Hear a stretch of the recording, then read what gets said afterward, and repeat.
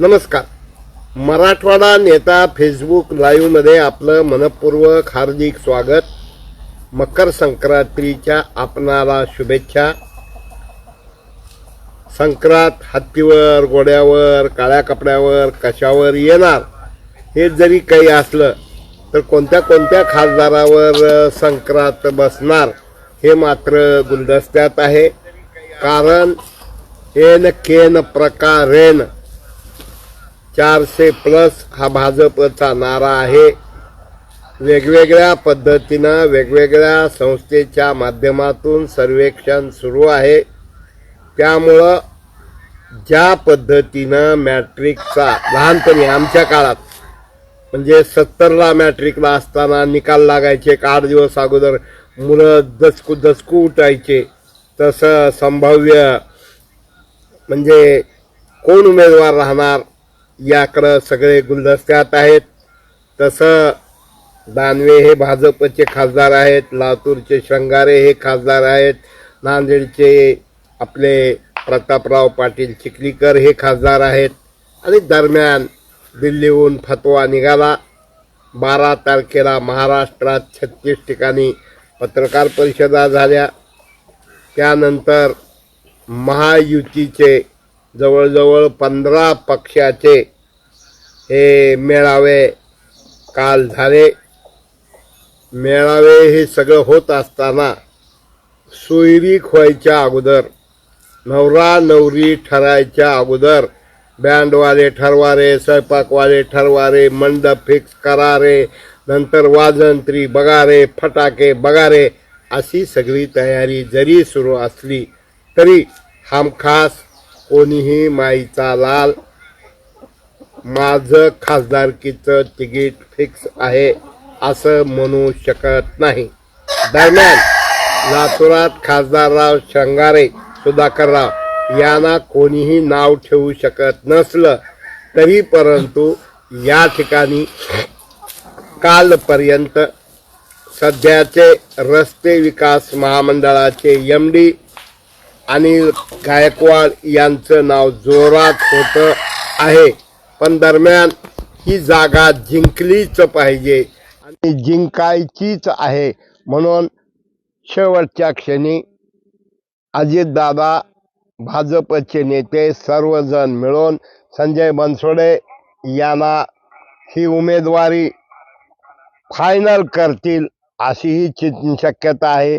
तसं म्हणजे विद्यमान खासदार श्रंगारे यांच्या बाबतीत कुणी काही नाव ठेवू शकत नाही. पण शेवटी पंतप्रधान मोदीसाठी एक एक जागा महत्त्वाची आहे. त्यामुळं लातूरमधून संजय बनसोडे, अनिल गायकवाड की आपले सुधाकरराव श्रंगारे ह्या 3 नावाची जोरदार चर्चा आहे. कदाचित हायकमांडला जर वाटलं तर आणखीन कोणतरी एखादा चांगला आहे, पद्मश्री वगैरे मिळवलेला, त्यांचंही नाव येऊ शकतं. पण 1-2 मध्ये अनिल गायकवाड आणि संजय बनसोडे हे 2 नावं टापोटाप आहेत. आणि तसं बघितलं तर श्रंगारे यांना बदलायचं काही कारण नाही. पण गडबड नको. आणि संजय बनसोडे उदगीर, लातूर, औसा उस्मानाबादला आहे, उदगीर, लातूर, अहमदपूर, निलंगा या 5-6 मतदारसंघात चांगलं वातावरण असल्यामुळं लोहा कंदार संजय बनसोडे एक युवक आहे, मागासवर्गीय मतदारसंघ आहे आणि भविष्यात त्यांनी एक समर्थ डॉक्टर बाबासाहेब आंबेडकरांचा अनुयायी म्हणून त्यांच्याकडे पाहिलं जातं. पण हे सर्व होत असताना काल लातूरचा मेळावा आमदार रमेश अप्पा कराड हे समन्वयक होते. सर्व पक्षांना बोलवलं आणि मेळावा यशस्वी झाला. प्रचंड गर्दी होती. 15 वक्ते 1.5 तासात बोलायचं ही कसरत करावी लागत होती, ती लातूरमध्ये झाली. आता निलंगा विद्यमान खासदार प्रतापराव पाटील चिखलीकर हे आहेत. बहुतेक लोक प्रतापराव पाटलांना पुन्हा मिळणार असं म्हणत आहेत, तर काही जण पैजा लावत आहेत. सट्टे बाजारमध्ये अशोकराव चव्हाण हे नांदेड लोकसभेचे उमेदवार राहणार अशा प्रकारचे ठणकावून सांगत आहेत. तर प्रतापराव पाटील हे काय भूमिका घेणार, कारण त्यांना त्यांच्या मेहुण्याबरोबरचा अगोदर विधानसभेला संघर्ष करावा लागणार आहे. उद्या विधानसभेला मुलगा मुलगी कोणाला उमेदवारी द्यायची, एका बाजूला दंड ठोपटू पंतप्रधान नरेंद्र मोदी हे घराणेशाही जमणार नाही, घराणेशाहीमुळे देश बर्बाद झाला असं सांगत आहेत. पण दरम्यानच्या काळात महाराष्ट्राच्या भाजपला आणखीन चांगले दिवस यावेत आणि महाराष्ट्रात मान्यता असलेले दानवेपेक्षा 2 पाऊल पुढे हे अशोकराव चव्हाण आहेत. हे येतात की नाही माहीत नाही, पण त्यांच्याही नावाची जोरात चर्चा आहे. त्याचबरोबर काल परवापर्यंत ज्यांचं नाव होतं आपले रस्ते विकास महामंडळाचे पूर्वीचे MD, त्यांच्याही नावाची चर्चा आहे. मग अशोकराव खरंच येणार का? कारण काँग्रेस म्हणजे आज तरी डुबती नैया आहे आणि त्यापुढे जाऊन म्हणजे ह्या महायुतीचा कोण उमेदवार राहणार हे आज तरी सांगता येत नाही. हिंगोलीमध्ये तसं हिंगोलीचे खासदार हे हेमंत पाटील हे सेनेचे होते, ते शिंदे सेनेकडे आहेत. मग ते लढणार का नाही लढणार, तिथं काय होणार काय नाही आज काही सांगता येत नाही. परभणीमधले हे उद्धव ठाकरे सेनेकडंच आहेत, जाधव म्हणून आहेत ते तिकडं आहेत.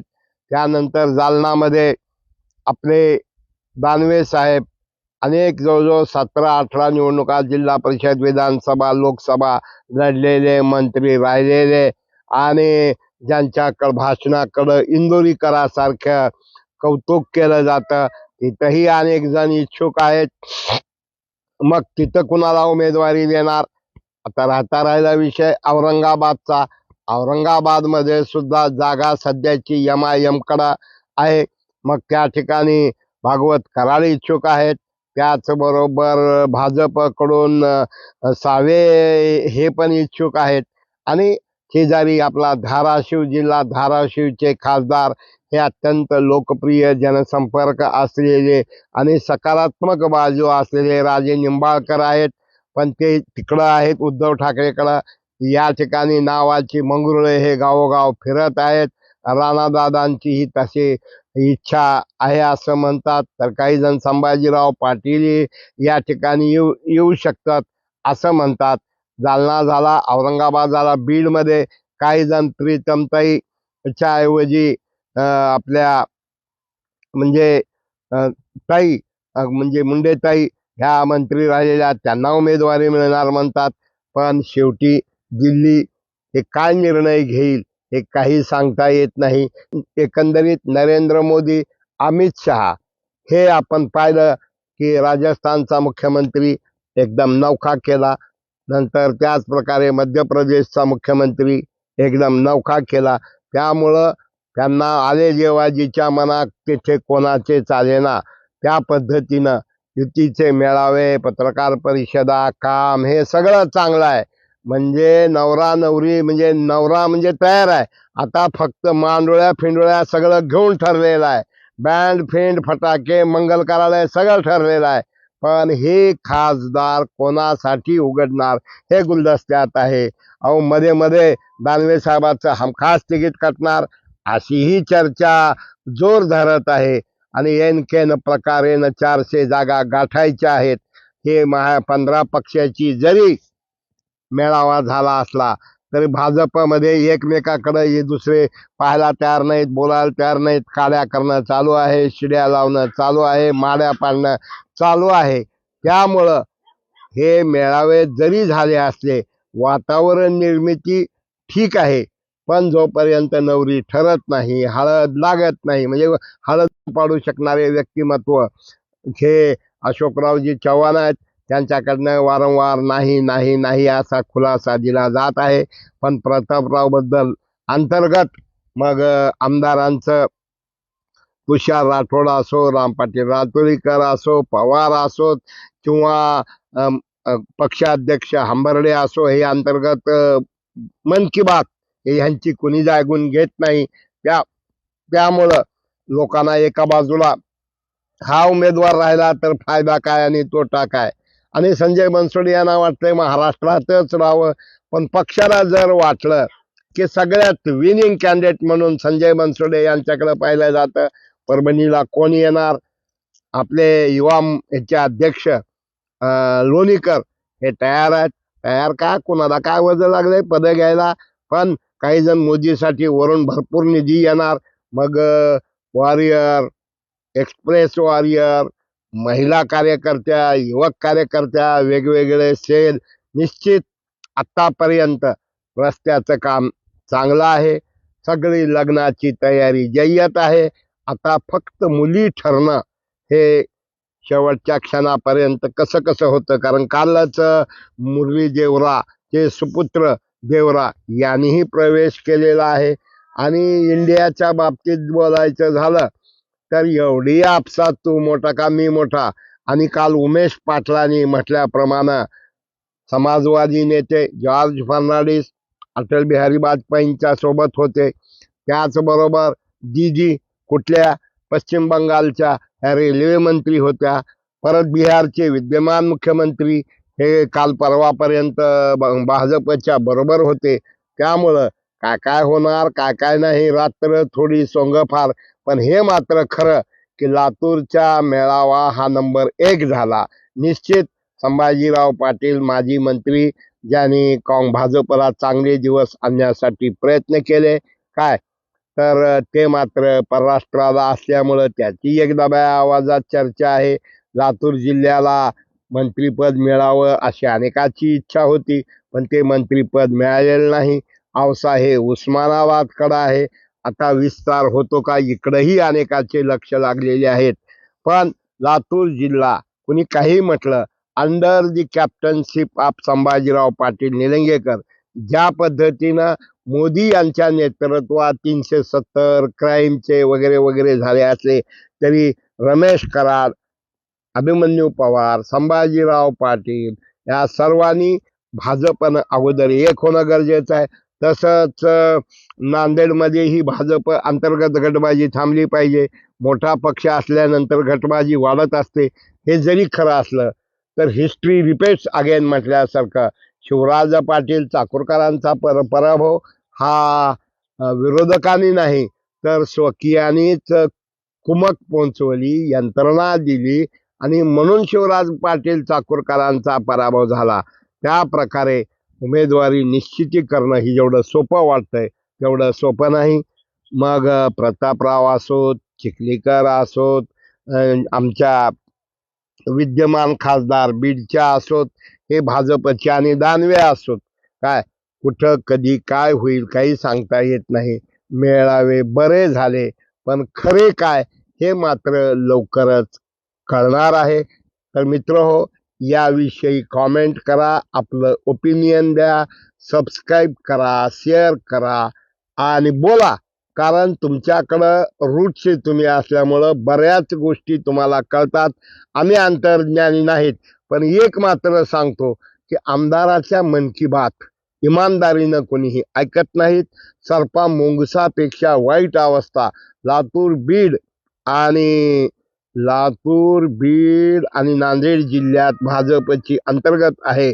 पण कुठंतरी आमचे मुख्य कार्यकारी अधिकारी सचिव नागराळे हे फिरत आहेत. ते पक्ष काय शनई वाजवणारे वाजवत आहेत. ते दिवाळीला भल्या पहाटे अष्टविनायक मंदिरच्या कार्यक्रमात होते. जत्रतही माळेगावच्या त्यांनी प्रदर्शन लावलं होतं.